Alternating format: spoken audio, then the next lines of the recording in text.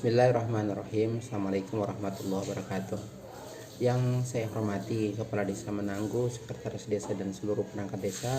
Yang saya hormati Kepala BPD dan pengurusnya. Yang saya hormati seluruh tokoh masyarakat, tokoh agama, tokoh pemuda, pendidik dan lainnya, seluruh pengurus kelembagaan desa yang berbahagia. Izinkan kami dari Parameter Indonesia yang telah bekerja sama dengan pemerintah Desa Menanggu untuk merancang rencana induk pembangunan desa 2021-2020. Harapannya rencana induk ini akan bisa menjadi referensi utama, informasi utama dalam mendesain rencana pembangunan jangka menengah maupun jangka pendek dalam periode 20 tahun mendatang. Jadi rencana induk ini merupakan kepemilikan bersama di desa, sehingga masukan-masukan dari Bapak Ibu seluruh pihak penting agar kita punya persepsi yang sama, punya arah yang sama tentang pembangunan desa. Sebagaimana moto pemerintah desa saat ini, mari bersama membangun desa Menanggu. Tanpa kebersamaan, maka kita tidak bisa menghimpun ide, tidak bisa menghimpun tenaga, tidak bisa menyamakan langkah untuk membangun desa Menanggu yang lebih maju, desa Mandu yang gemilang pada tahun 2040 mendatang. Bapak Ibu sekalian, dalam mendesain suatu rencana pembangunan harus berdasar kepada masalah-masalah empiris atau masalah-masalah nyata yang ada di masyarakat. Hasil survei kami menunjukkan bahwa ada 5 masalah yang paling mengemuka yang diharapkan oleh masyarakat agar program-program pemerintah desa bisa menyelesaikan masalah ini. Yang pertama adalah masalah yang terkait dengan penciptaan lapangan pekerjaan baru. Jadi ada harapan yang tinggi sekali dari masyarakat agar program pemerintah desa itu bisa menciptakan lapangan pekerjaan bagi masyarakatnya. Yang kedua adalah program-program yang bisa mengentaskan kemiskinan kepala keluarga di desa Menanggu itu yang terkategori prasejahtera kalau saya tidak salah mencapai di atas 30%. Kemudian yang ketiga adalah mendorong partisipasi masyarakat. Budaya gotong royong ini diharapkan bisa didorong kembali agar bisa menjadi salah satu modal sosial dalam pembangunan. Yang ketiga adalah meningkatkan pendapatan masyarakat. Ini penting karena pendapatan ini terkait dengan kesejahteraan dan kemakmuran rumah tangga, agar mereka bisa beralih dari keluarga prasejahtera ke keluarga sejahtera 1, keluarga sejahtera 1 ke keluarga sejahtera 2 dan seterusnya. Yang kelima adalah pemberdayaan ibu rumah tangga. IRT ini di Desa Menanggu jumlahnya cukup besar, di atas 30% juga, yang sayangnya belum banyak disentuh oleh program-program pemberdayaan di Desa Menanggu itu sendiri. 5 isu inilah yang penting dijadikan sebagai dasar dalam merancang program-program perencanaan pembangunan desa dalam jangka panjang, jangka menengah maupun jangka pendek. Bagaimana kami menyusun rencana induk ini? Ini harus berdasar kepada data empiris yang diperoleh dengan berbagai teknik pengumpulan data. Yang pertama, kami melakukan survei untuk menganalisis kinerja pemerintah desa sekaligus melakukan jajak pendapat bagaimanakah aspirasi masyarakat untuk pelaksanaan pembangunan di Desa Menanggu. Yang kedua, kami juga melaksanakan observasi atau pengamatan lapangan untuk memotret dan memetakan apa potensi yang dimiliki oleh Desa Menanggu. Yang ketiga, kami melakukan wawancara terhadap beberapa pihak yang kami anggap berkompeten atau bisa mewakili masyarakat memberikan informasi-informasi yang dibutuhkan terkait dengan kinerja pembangunan maupun apa-apa yang diharapkan. Selain itu, memang di rencana akhir kami ingin mengadakan FDG, Focus Group Discussion atau diskusi terfokus, untuk meminta tanggapan dan masukan Bapak Ibu terhadap RIP ini. Sayangnya karena kasus COVID-19 maka kita tidak bisa bertatap muka secara langsung.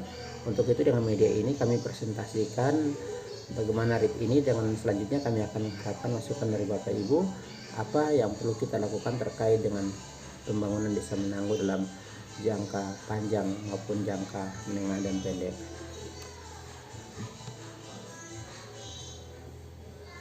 Bapak Ibu sekalian,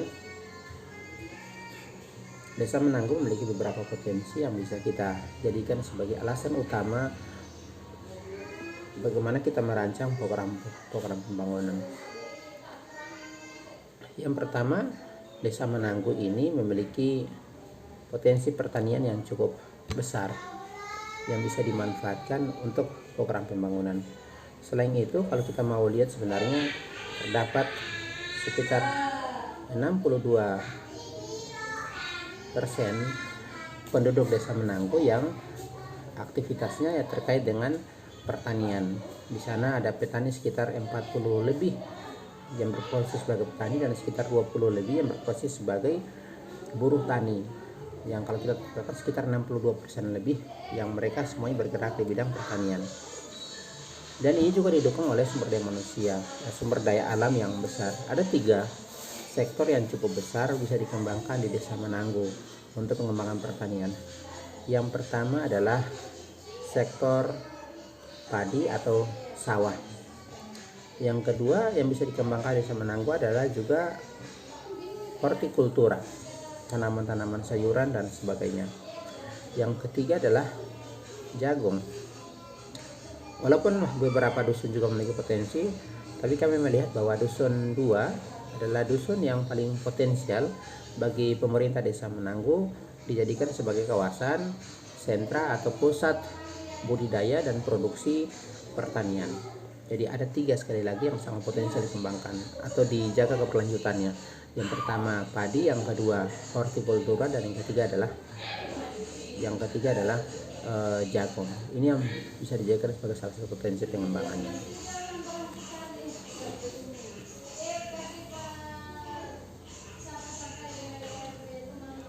Yang kedua adalah potensi perkebunan. Perkebunan di Desa Menanggu sangat potensial adalah terkait dengan kelapa ya. Jadi kelapa ini adalah salah satu potensi perkebunan yang sangat dominan sekali di Desa Menanggu, dan distribusi pohon kelapa ini hampir di semua dusun. Jadi dusun 1,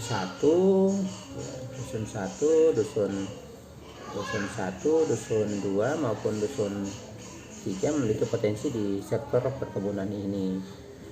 Kami sudah berdiskusi dengan pemerintah desa, nanti di mana pengembangannya ke depan. Mungkin kita akan mengarah ke industri pengolahan kelapa, dan kebetulan di Desa Menanggu kami ditunjukkan ada satu area yang kosong, yaitu di dusun 2 di dekat mangrove situ, yang bisa dikembangkan sebagai pusat industri pengolahan kelapa secara terpadu.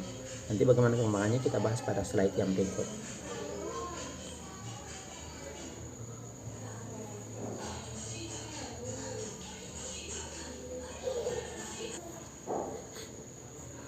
Yang berikutnya, potensi selain pertanian dan perkebunan, potensi lain yang bisa dikembangkan di Desa Menanggu adalah potensi peternakan. Walaupun saat ini jumlah peternakan di Desa Menanggu masih cukup kecil, tapi kita punya area atau wilayah yang bisa dikembangkan, yaitu di dusun 3. Di dusun 3 itu ada area di mana di sana tidak ada aktivitas pertanian maupun perkebunan. Area itu luas, ada beberapa aktivitas peternakan di sana walaupun masih bersifat individu dan belum tercatat. Ini apabila dimanfaatkan untuk pengembangan kegiatan ekonomi dan peningkatan pendapatan, sangat potensial bisa dikembangkan.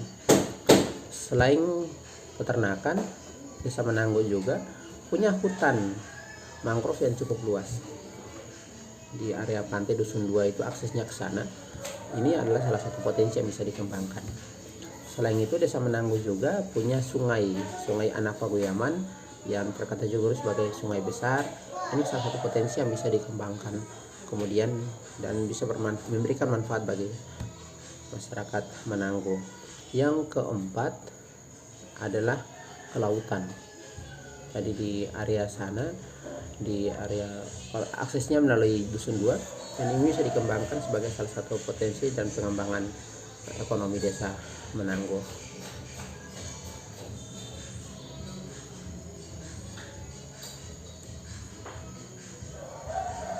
Baik, Kemudian potensi lain yang dimiliki oleh Desa Menanggu, dan ini nanti banyak berpusat di Dusun 1. Apa itu? Potensi dasar, perdagangan dan ekonomi kreatif atau berkenaan dengan industri rumah tangga. Ini pusatnya di Desa Menanggu yang bisa dimanfaatkan. Secara garis besar ada 3 wilayah yang bisa dikembangkan, dan maksudnya arah ke depan mungkin di Dusun 1 ini yang kita fokus pengembangannya sektor jasanya. Kenapa sektor jasa yang dikembangkan? Karena apabila sektor jasa yang dikembangkan, nanti impaknya atau dampaknya ke sektor perdagangan maupun industri rumah tangga. Jadi dengan adanya sektor jasa, maka banyak konsumen-konsumen yang datang ke Desa Menanggu, dan itu akan memberikan stimulus atau rancangan bergeraknya ekonomi di sekitarnya. Jadi kita fokus pada pengembangan jasa. Nah, di sini ada beberapa potensi yang kami lihat. Yang pertama adalah di dekat jembatan di Masjid Nurul Huda itu ada area yang luas sekali, dan itu sebenarnya bisa dikembangkan ke depan sebagai taman desa. Yang kedua adalah ada bangunan ex SDN 6 yang tidak termanfaatkan, padahal posisinya strategis, dan ini salah satu sumber daya yang bisa dimanfaatkan desa untuk pengembangan jasa pendidikan non formal atau pendidikan pelatihan dan pengembangan keterampilan. Selain itu juga di Desa Menanggu ini luar biasa karena SMP dan SMA ada di Desa Menanggu. Dia adalah salah satu desa pusat pendidikan. Jasa pendidikan di Kecamatan Menanggu adalah Desa Menanggu, dan ini harus dilihat sebagai salah satu potensi ekonomi dan sosial yang bisa dikembangkan oleh pemerintah desa.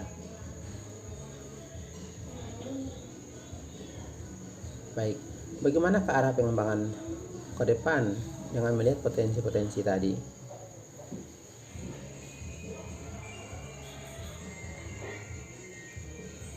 Secara umum kita bisa lihat peta pengembangan pusat ekonomi desa ini. Ke depan harapan kita dalam rencana induk pengembangan ini, Dusun 1 akan kita kembangkan sebagai pusat jasa, perdagangan dan ekonomi kreatif. Jadi pusat jasa, perdagangan dan ekonomi kreatif, nanti kawasannya, pusatnya ada di Dusun 1. Kenapa? Karena di sana pusat industri, juga banyak aktivitas perdagangan. Kemudian di Dusun 2 ini bisa nanti kita kembangkan sebagai pusat pertanian, industri pengolahan kelapa, pariwisata dan kelautan. Jadi 4 pertaniannya di sana, industri pengolahan kelapa juga di Dusun 2, kemudian pariwisata juga ada di Dusun 2, kemudian perikanan kelautan juga ada di Dusun 2. Kemudian di Dusun 3 kita harapkan di sana menjadi pusat budidaya ternak. Pusat budidaya ternak ini nanti ikutannya adalah ada tentang pengolahan pakan bagi ternak itu sendiri yang bisa dimanfaatkan oleh aktivitas budidaya di Desa Menanggu sendiri, atau bisa juga dijual ke desa-desa yang lain. Yang ketiga adalah pupuk organik. Yang pupuk ini juga bisa dimanfaatkan ke Dusun 2 untuk pengembangan pertanian seperti hortikultura, dan juga memanfaatkan pupuk-pupuk organik ini. Dan tanaman dari Dusun 2 juga bisa menjadi bahan baku untuk pengembangan industri budidaya peternakan di Dusun 3. Jadi ini adalah pemetaan pengembangan potensi ekonomi desa yang ada di Desa Menanggu.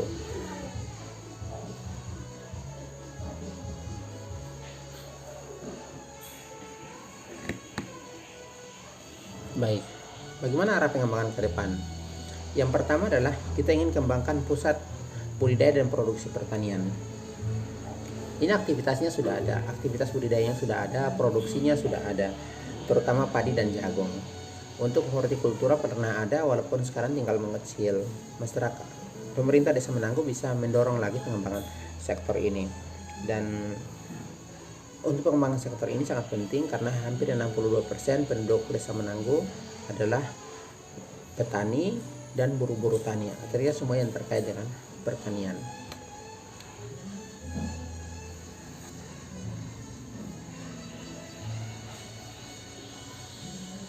Berdasarkan hasil analisis SWOT yang kami lakukan, ada beberapa program-program yang bisa dirancang untuk pengembangan pertanian. Yang pertama adalah pengembangan unit usaha pertanian. Jadi melalui BUMDes, sekali lagi pengembangan ekonomi itu kami harapkan melalui kelembagaan ekonomi desa. Apa itu BUMDes? Jadi di BUMDes itu nanti dibangun unit-unit usaha yang lebih operasional mengembangkan ekonomi desa.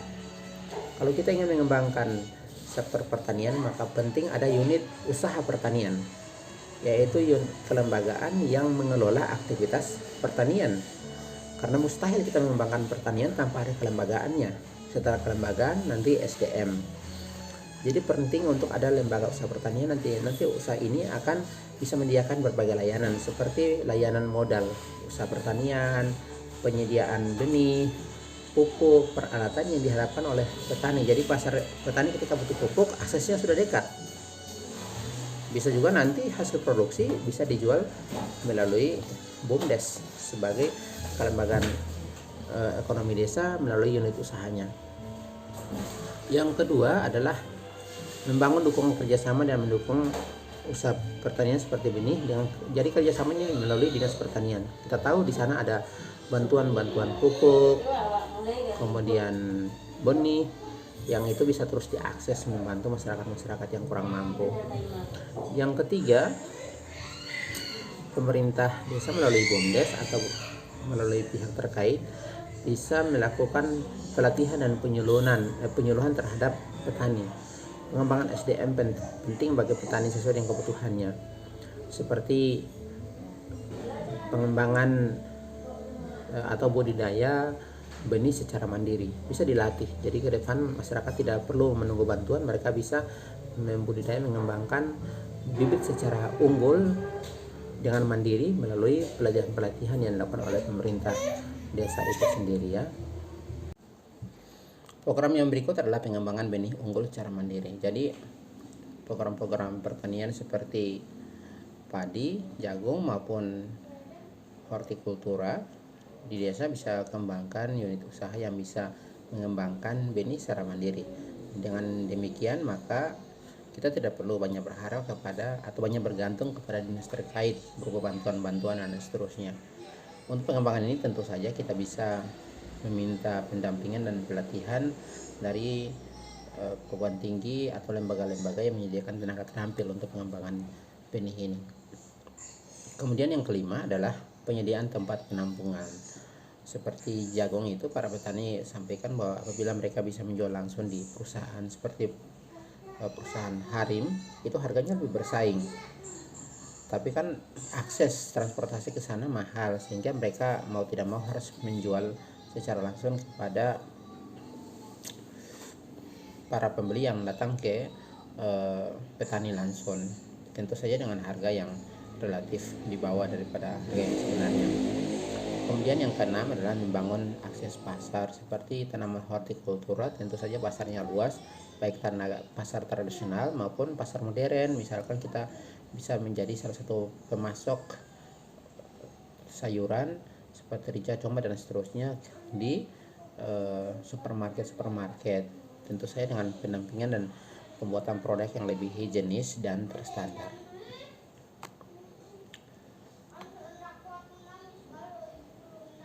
Baik, untuk industri pengolahan kelapa inilah salah satu buah yang bisa dikembangkan menjadi berbagai produk. Tapi minimal kita bisa fokus ke 3 produk dulu. Yang pertama adalah pembuatan minyak kelapa. Baik minyak kelapa tradisional, minyak kelapa goreng, maupun minyak kelapa VCO yang dimanfaatkan untuk kesehatan dan seterusnya. Kemudian yang kedua adalah sabuk kelapa. Sabuk kelapa ini juga salah satu potensi untuk pengembangan ekonomi kreatif, pembuatan sapu, kemudian di perusahaan-perusahaan yang sudah modern, bahkan mereka bisa mengembangkan seperti jok-jok, tempat duduk, kemudian kasur dan seterusnya, itu bahan dasarnya menggunakan sabuk. Demikian juga untuk pengembangan budidaya tanaman bisa juga dikembangkan melalui sabuk kelapa itu. Jadi memang potensinya sangat besar. Kemudian juga dengan tempurung kelapa untuk pembuatan seperti broket atau bahan bakar, ini bisa dikembangkan. Dan hasil konsultasi kami ternyata di Desa Menanggung maaf di Desa Menanggu ini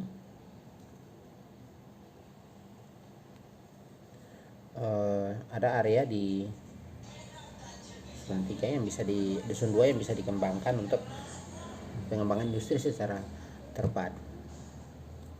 Baik, apa saja program-program yang bisa diperhatikan dalam pengembangan industri ini? Yang pertama adalah membangun akses jalan, karena posisinya di arah pantai, akses ke dalam itu masih sulit, belum terlalu representatif. Ini menjadi pertama. Yang kedua adalah pengembangan unit usahanya, harus ada kelembagaan yang secara teknis mengelola ini. Yang ketiga adalah pembangunan gedung produksi, jadi harus ada gedung yang dibangun untuk aktivitas produksinya. Kemudian yang keempat adalah penyediaan mesin dan kelengkapan industri. Yang kelima, pelatihan bagi pengelola dan karyawannya. Keenam, penyertaan modal usaha. Kemudian yang ketujuh adalah penelitian, pendampingan, dan pengembangan produk. Jadi kita upayakan agar produk-produk industri pengolahan ini tidak hanya berkompetisi masuk ke pasar tradisional, tapi masuk ke pasar modern. Bagaimana caranya? Produk harinya harus terstandar. Untuk mengarah ke sana kita butuh penelitian terus tentang kualitas produk kita, pendampingan bagaimana memperbaiki produk kita agar terstandar. Dengan demikian pasar kita tidak hanya di lokal, bisa regional, bisa nasional, bahkan kalau dapat bisa ke internasional. Seperti di Thailand itu mereka punya desa-desa yang punya produk keunggulan tertentu yang pasarnya sudah internasional. Mengapa tidak kita bisa arahkan sampai ke lingkup sana?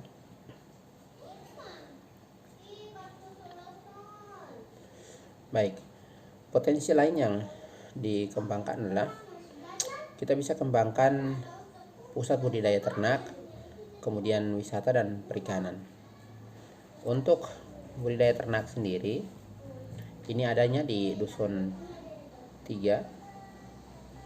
Di Dusun 3 ini kita punya area yang bisa dikembangkan, sehingga kita harapkan nanti di sana ada sentra ternak dengan berbagai usaha turunannya, ya, seperti pengolahan pakan maupun pengolahan pupuk organik yang bisa bermanfaat dan bisa berkontribusi bagi sektor pertanian, dan sektor pertanian juga bisa menjadi penyedia pakan bagi aktivitas budidaya ternak ini.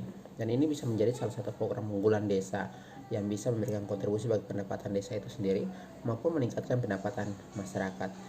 Sistem yang kami sarankan kepada pemerintah desa adalah sistem bank ternak, di mana desa menyediakan kandang, kemudian pakan, pengelolanya dan lainnya, kemudian menyiapkan penjantan yang unggul dan beberapa betina saja kalau seandainya diperlukan. Kemudian selebihnya masyarakat disuruh untuk menabung, menyimpan ternak betinanya di kandang ini dan dikelola secara profesional, dan itu akan terus berkembang menjadi salah satu simpanan yang menghasilkan bagi masyarakat daripada dia menabung di bank menghasilkan bunga, dan bunga itu sebenarnya kurang haram dalam ekonomi Islam sendiri atau bagi orang Islam. Dengan budidaya ternak, dengan menyimpan ternak, dia akan lebih positif, halal, dan secara ekonomi bisa menjadi solusi. Apabila anaknya sekolah dan seterusnya, ini bisa menjadi salah satu investasi. Kemudian yang kedua adalah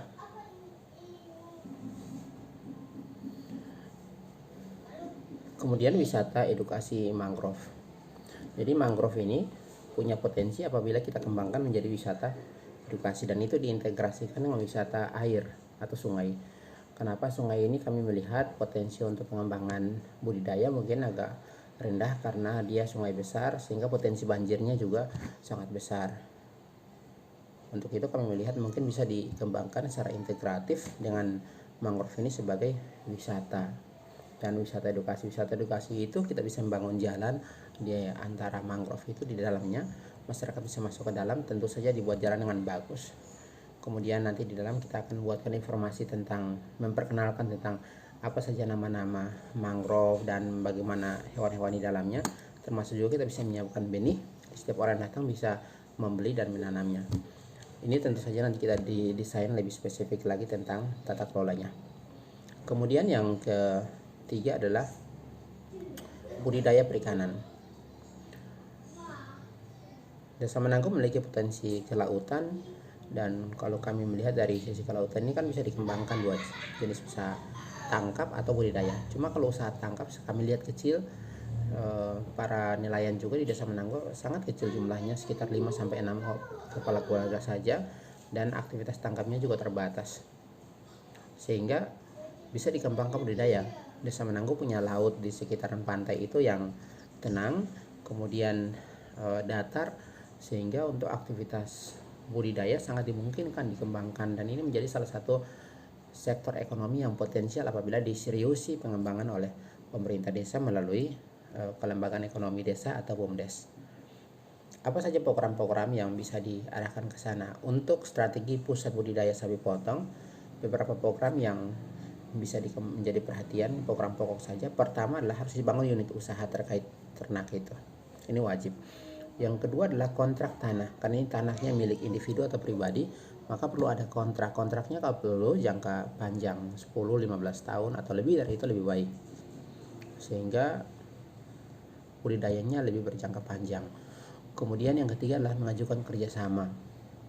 Ada instansi-instansi pemerintah di kabupaten, provinsi, bahkan pusat yang memang punya program membantu masyarakat desa di bidang sektor budidaya ternak. Nah, ini bisa diintegrasikan, digabungkan, dibuat menyatu agar kita terbantu. Ini peluang yang bisa dimanfaatkan. Apakah itu bantuan bibit ataupun bantuan-bantuan keterampilan ataupun bantuan-bantuan yang lain. Kalau bibit mungkin lebih ke tenaga kepala keluarga yang kurang mampu, dan itu bisa diarahkan ke sana pengelolaannya. Kemudian yang keempat, pembangunan kandang dan area budidaya pakan. Kemudian yang kelima, pembangunan wadah pakan, air, penampungan kotoran, gudang pakan, peralatan ternak yang lainnya ya. Kemudian pengembangan SDM pengelola ternak. Jadi SDM-nya terus dikembangkan. Karena SDM itu dia adalah aktor utama berhasil tidaknya, maka harus dipastikan pengembangan SDM-nya.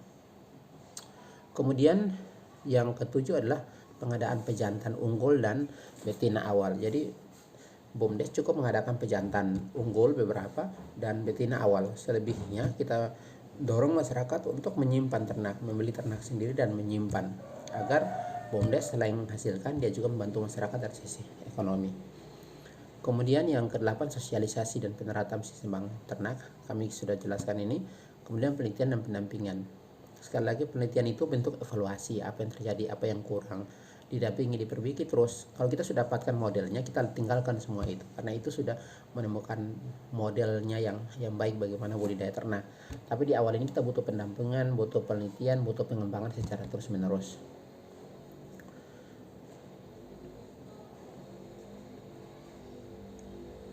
Kemudian untuk budidaya perikanan, beberapa programnya. Pertama, harus ada lembaga usahanya. Kemudian membangun dukungan kerjasama instansi terkait, ada di tingkat kabupaten, provinsi maupun pusat ada. Kemudian pengadaan alat dan kelengkapan budidaya. Kemudian pelaksanaan penelitian dan pendampingan, penyediaan benih dan pakan, sampai pada pengembangan pasar. Saya kira orang Bualemo dan bahkan Indonesia ini adalah penyuka ikan, jadi pasarnya selalu tersedia. Tinggal bagaimana konsistensi kita untuk mengembangkan budidaya ini secara efektif, efisien, dan ekonomis. Kemudian untuk wisata edukasi, ini juga pun butuh unit pengelolanya. Kemudian membangun sinergi, ada berbagai pihak yang akan terkait dengan ini, seperti Dinas Pariwisata, Dinas Kelautan, Balai Pengelolaan Air kalau saya tidak salah, ada lingkungan hidup dan seterusnya. Ini bisa dibangun sinergi dengan mereka. Kemudian pembangunan fasilitas pendukung pariwisata. Ini sangat menentukan bagaimana ketertarikan orang nanti. Pelatihan bagi pengelola wisata, kemudian kerjasama dan integrasi wisata. Maksudnya Desa Menanggo ini di sekitar kita juga ada tempat-tempat wisata seperti Buluhutuo di Huwato juga demikian ada wisatanya. Bagaimana caranya, misalkan Buluhutuo itu kita integrasikan, jadi orang setelah ke Buluhutuo dia bisa ke Menanggo, dari Menanggo bisa ke Buluhutuo, ataupun ada yang ke Huwato, mereka bisa mampir dulu ke Desa Menanggo. Bagaimana caranya, ini perlu didesain secara spesifik tersendiri. Kemudian intensitas promosi. Kalau kita bicara tentang pariwisata, sebenarnya kita bicara tentang nama baik dan ketertarikan orang terhadap produk yang kita jual. Bagaimana caranya, harus dipromosikan, dibuat masif. Kemudian penelitian dan pendampingan pengelolaan. Bapak Ibu sekalian, kemudian yang perlu kita kembangkan juga adalah pusat jasa. Ini adanya di Dusun 1. Jadi Dusun 1 seperti yang saya sampaikan punya 3 potensi. Yang pertama adalah jasa, yang kedua perdagangan, yang ketiga adalah ekonomi kreatif atau industri rumah tangga. Kita fokus mengembangkan jasa. Kenapa? Kalau jasa dikembangkan, nanti harapan kita memberikan dampak kedua ini, perdagangan maupun industri rumah tangga atau ekonomi kreatif. Ada 3 yang perlu dikembangkan untuk sektor jasa ini. Yang pertama adalah taman. Jadi taman ini adanya di dekat masjid, itu tempat yang potensial sekali untuk dikembangkan taman desa. Dan taman desa ini bisa menjadi tempat berkumpulnya orang. Kenapa? Karena salah satu kebutuhan individu adalah tempat dia ingin bersosial dengan orang lain. Taman ini bisa menjadi medianya. Di sana bisa dikembangkan taman baca, bisa di tempat dikembangkan taman bermain, tempat bermain anak, bisa dikembangkan sebagai taman ekonomi UMKM. Jadi di situ sekitar situ kan ada penjual-penjual itu atau para penjahit-penjahit. Mereka bisa didukung dengan kegiatan ekonomi lain. Dibukalah beberapa tempat untuk menjual. Harapan kita kalau ada yang lewat ke Menangko yang ingin mampir sholat, mereka bisa beristirahat sekaligus mereka bisa membeli minuman dan makanan-makanan ringan di sekitaran situ. Ini bisa dikembangkan apabila tamannya ditata dengan baik. Yang kedua adalah di Desa Menanggo, tepatnya di Dusun 1 itu ada satu gedung yang sebenarnya tempatnya strategis, cukup potensial apabila dikembangkan secara efektif sebagai balai pendidikan non formal dan pelatihan atau pusat diklat. Kenapa? Secara internal di Desa Menanggo sendiri itu kita punya anak muda yang putus sekolah, banyak juga yang menganggur ini karena satu, ketersediaan lapangan pekerjaan terbatas, atau yang kedua memang mereka tidak punya keterampilan. Maka kalau kita mau mengembangkan keterampilan mereka, masalahnya kita tidak punya tempat yang khusus mengelola ini, maka ini tempat bisa dijadikan sebagai pusatnya. Mereka bisa dilatih, diberikan bekal keterampilan agar mereka bisa bekerja baik secara mandiri maupun bekerja di tempat orang lain. Demikian juga dengan ibu-ibu rumah tangga yang jumlahnya lebih dari 32% di Desa Menanggo. Sayangnya dari hasil survei mereka ini belum disentuh oleh program-program pemberdayaan di desa. Maka program pemberdayaan terhadap IRT ini seperti pelatihan pembuatan kue, pelatihan menjahit, atau pelatihan-pelatihan yang lain dengan terfokus ke pusat. Demikian juga kalau kita kembangkan budidaya ternak, kita butuh SDM-nya dilatih, pusatnya ke situ. Kita mau kembangkan sektor industri pengolahan kelapa, kalau kita ingin kembangkan pusatnya ke situ. Jadi ini adalah pusat di mana kita bisa memproduksi SDM. Dan kita juga bisa membuka jasa kalau ada desa-desa yang lain yang mau dilatih di tempat itu, bisa terpusat di situ. Sehingga semakin banyak orang yang datang, ini menjadi salah satu sumber rezeki dan dampaknya ke para pedagang maupun ekonomi kreatif di sekitarnya. Yang ketiga adalah di Desa Menanggo itu ada SMA dan SMP. Jadi Desa Menanggo benar-benar adalah sentra pendidikan di Kecamatan Menanggo. Bisa dikembangkan. Harapan kita kalau ini dikelola dengan baik, nanti dampaknya ke ekonomi masyarakat di Dusun 1, khususnya perdagangan dan ekonomi kreatif. Sayang kalau orang dari rumah langsung ke sekolah ke rumah, tidak memberikan impact. Nah, bagaimana kalau sebenarnya di situ kita buatkan misalkan halte terpadu diintegrasikan dengan tempat parkir mentor dan UKM. Jadi di situ tempat orang berhimpun sehingga bisa memberikan dampak yang nyata bagi ekonomi masyarakat sekitar.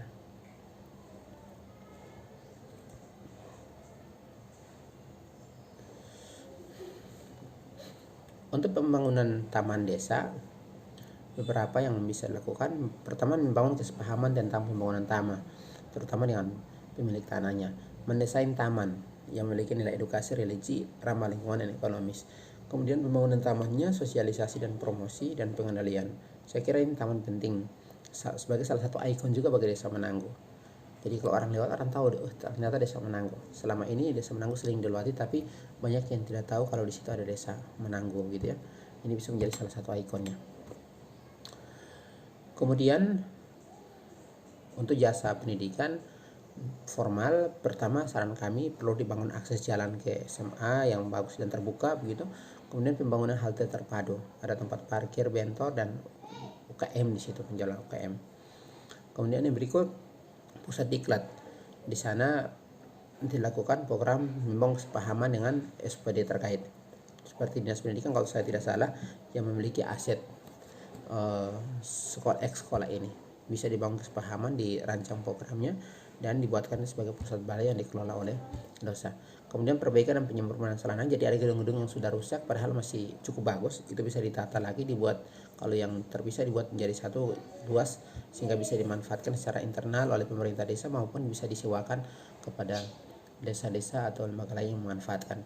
Kemudian identifikasi pendataan calon peserta. Jadi desa itu bisa identifikasi masyarakat butuh keterampilan apa saja, mana yang perlu diprioritaskan, kemudian rancang program untuk menjawab itu. Kemudian kerjasama dengan lembaga atau pribadi sebagai penyedia instruktur. Jadi di Provinsi Gorontalo maupun secara nasional kita bisa identifikasi siapa punya keterampilan apa yang bisa kita ajak nanti untuk melatih masyarakat.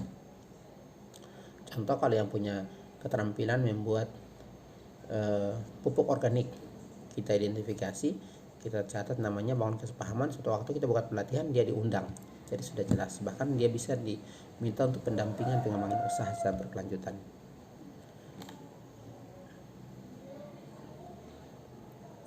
Baik Bapak Ibu sekalian, tonggak capaian pembangunan Desa Menanggu 2020 ini untuk 2021-2025 target kita adalah Menanggu bisa memulai dan kita bisa berkembang ekonominya. Kita akan membangun fondasinya. Kita bisa menunjukkan bahwa Menanggu bisa menjadi salah satu ikon desa dengan ekonomi yang bertumbuh dan menunjukkan keunggulannya. 2026-2030 kita berharap targetnya sudah bisa menjadi Menanggu maju. 2031-2035 kita bisa menjadi desa atau Menanggu hebat. 2036 sampai 2040 kita akan mewujudkan Menanggu gemilang. Ini adalah anak tangga, tongkat capaian yang kita harapkan dalam rencana induk pembangunan ini. Apa saja program-program prioritasnya? Pertama, pembangunan infrastruktur dasar itu menjadi prioritas utama. Harapan kita 2021-2025 ini diperhatikan, jalan-jalan, kemudian drainase, kebutuhan infrastruktur dasar itu harus dikembangkan untuk mendukung pengembangan ekonomi desa. Yang kedua adalah pembangunan pusat budidaya dan produksi pertaniannya. Kenapa ini menjadi perhatian penting? Karena sekali lagi hampir sebagian besar penduduk Menanggu itu beraktivitas dengan sektor pertanian. Artinya kalau kita perhatian terhadap sektor ini, berarti kita berpihak terhadap masyarakat Menanggu itu sendiri. Sayang kalau jumlah yang besar begitu kemudian kita tidak punya unit usaha di bidang pertanian. Ini sebenarnya sudah berjalan, tinggal didukung aktivitasnya. Kemudian yang ketiga adalah pengembangan pusat budidaya ternak dan turunannya. Dan ini menjadi salah satu program baru dan diunggulkan di periode kali ini. Karena ini adalah salah satu potensi dan mungkin menjadi satu-satunya di Kabupaten Bualema. Jika kita betul-betul konsen pengembangannya, dia akan berkontribusi secara ekonomi baik pemerintah desa maupun masyarakat di desa itu sendiri dengan sistem bank ternak tadi. Dan ini kita bisa wujudkan dalam periode 2021 sampai 2030. Demikian juga pertanian penguatannya sampai 2030. Kita harapkan dalam 10 tahun itu dia sudah mendapatkan modelnya dan bisa berjalan secara normal tanpa perlu diintervensi. Kemudian yang keempat, pembangunan jasa pendidikan. Nah, kita harapkan nanti 2026 sampai 2035 jasa pendidikan, pembuatan halte, terutama sektor non formal, pelatihan itu mulai dikembangkan. Kemudian pembangunan taman desa, harapan kita pada periode kedua 2026-2020 itu sudah bisa diwujudkan. Kemudian pengembangan industri perkebunan khususnya kelapa itu 2031 sampai 2040. Nanti kami minta tanggapan dan masukan dari Bapak Ibu seperti apa. Dan terakhir pengembangan sektor wisata edukasi mangrove dan sungai itu 2036 sampai 2040. Kenapa kita lakukan demikian? Kunci sukses pembangunan desa itu adalah pertama dia harus fokus. Kita punya sumber daya yang terbatas. Kita tidak bisa mewujudkan secara sekaligus semua yang kita inginkan walaupun semuanya menarik. Tapi kita harus fokus satu persatu sampai dia jadi. Kalau kita ingin kembangkan budidaya ternak, kita harus pastikan sampai dia betul sukses ini budidaya ternak, baru kita kembangkan sektor yang lain. Yang kedua, berkelanjutan. Siapapun pemimpinnya harus fokus dan melanjutkan apa yang sudah ada. Jangan melanjutkan, merusak yang sudah ada, bangun lagi yang baru. Akhirnya niat baik itu tidak teruskan. Jaga yang sudah ada itu biar kian bagus. Kalau kembangkan yang baru sebagai penambah. Jangan merusak yang sudah ada. Berlanjut. Yang ketiga, harus jelas arahnya.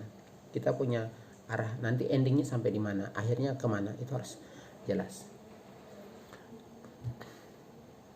Ini adalah program-program prioritas yang dibagi dalam 4 periode pembangunan, dan tentu saja bisa diteruskan dalam periode-periode berikutnya. Kami kira ini yang bisa kami sampaikan berkenaan dengan rencana induk pengembangan. Lebih lengkapnya Bapak Ibu bisa melihatnya di dokumen yang kami share, dan setelah itu kami berharap dan kami menunggu masukan dan tanggapan dari Bapak Ibu.